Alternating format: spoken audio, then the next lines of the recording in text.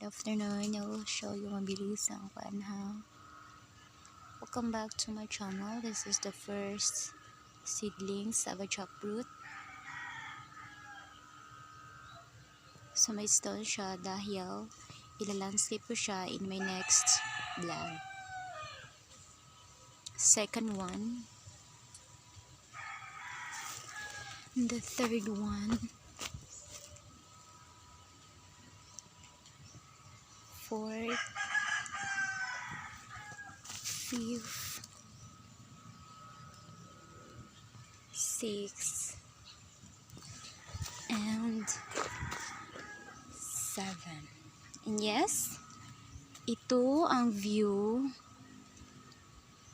dito. And then almost done na siya, guys. So, konti-konti na lang is matatapos na to siya, guys. So, ayan, yung nakikita niyo. So, yan siya. Dito ako na nadaon, as you can see in my previous video. Yes. Yan is, kunin natin yan. Ayan. So, yan. Ila-landscape ko siya in pa-circle. Ito.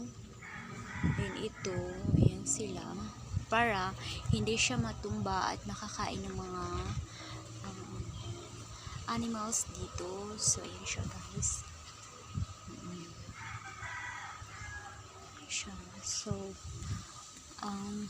although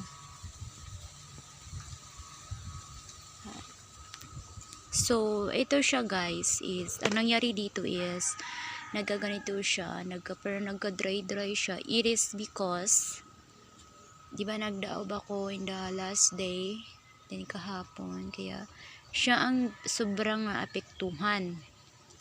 Tignan nyo.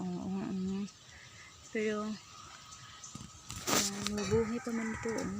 Buhin pa man lang siya. So alagaan natin siya para pariyo siya dito na magiging healthy siya. Then after ko siyang ila-landscape, bubuhusan ko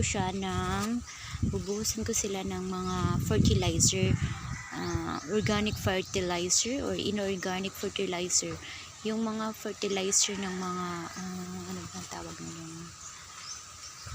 mga kuan ng mga dumi ng mga manok o parang yun, ilalagay natin dito para mas mataba sila at mas madali silang malalaki. O yun ang maganda kapag magtatanim tayo ng mga prutas. So since super init dito, ipapakita ko sa inyo na super, sana ba yung araw? Andun ang araw. Nasa center na ang araw, guys. Ayun. Kapag nasa center na yung araw, ayun. Kapag nasa center na yung araw, that means 12 PM na. Yes, that was so 12 PM. So, ayan siya, guys. So, nakikita niyo naman yung first video ko nung Lunes ata yun na nagbubungkal pa ako ng dito. Bubukal pa ako dyan, konti-konti lang yung nilinisan ko. And then ngayon malapit-lapit na siya na matapos. So yun siya, guys. Ito ang mga soil dito. So although in the other country or in the other place, yung soil nila is so soft. When you're living in the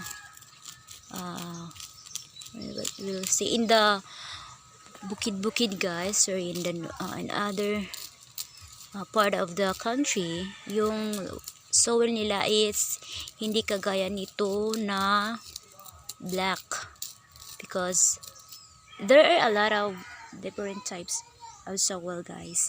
There's a clay, brown clay, and the black clay.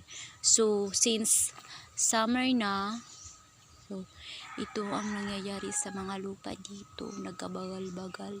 So after this, in my next vlog, ipapakita ko sa inyo kung paano tayo gumagawa ng landscape para sa ating mga seedlings, para iwas sa tumba at patay. So and then ipapakita ko sa inyo para may andap nyo to, guys. So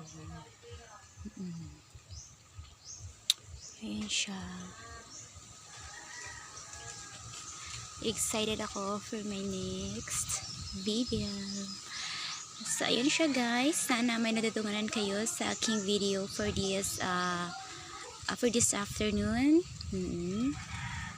And thank you for watching.